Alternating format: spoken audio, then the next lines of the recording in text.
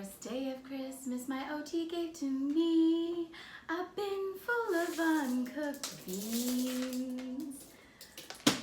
The bean bin is an awesome way to get your sensation back and to work on strengthening.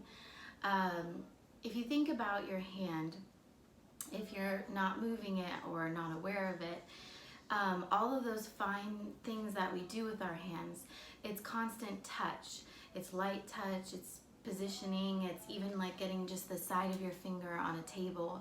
And all of that tells our brain where our hand is in space.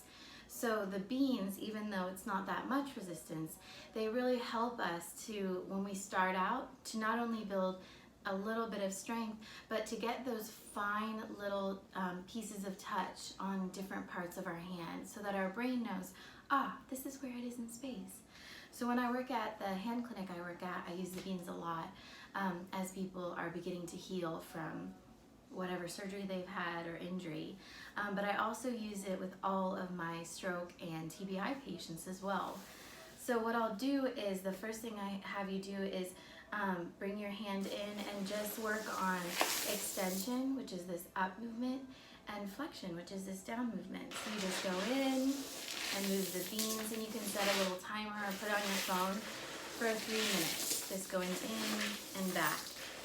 It's more typical that people who have had a stroke or brain injury or brain surgery of some kind will have a harder time doing extension than flexion. Flexion seems to be more difficult. So you'll move through just like that.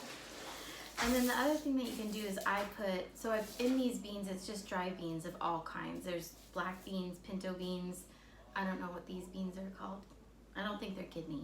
But all sorts of dried beans of different textures and size.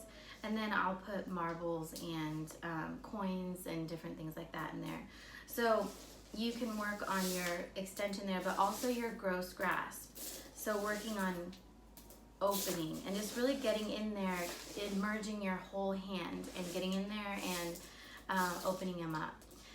This whole thing will cost you no more than $10. I know I got this bin at Target and it cost me $2.99 because you don't need the top too.